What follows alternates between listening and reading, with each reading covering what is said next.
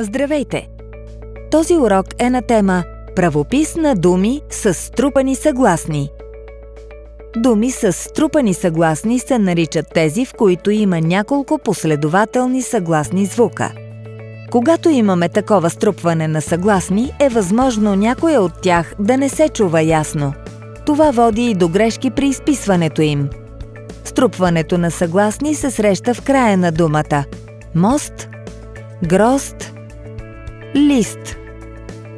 Последната съгласна не се чува при изговор.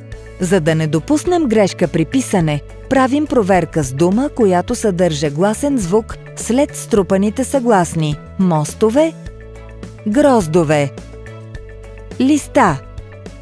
Виждаме, че така последната от струпаните съгласни се чува ясно. Струпване на съгласни звукове може да има и в средата на думата – вестник, местност.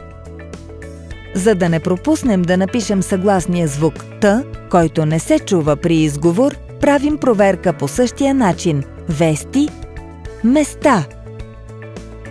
Думи с струпани съгласни можем да образуваме като добавим наставка «ост», млад, младост.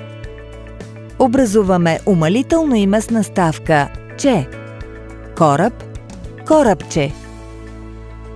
Понякога от думи с две струпани съгласни накрая се образуват думи с три струпани съгласни в средата.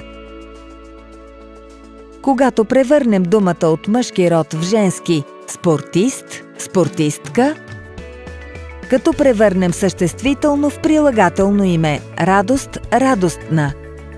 Да обобщим. Разгледахме думи, които съдържат струпани съгласни в средата и в края на думата.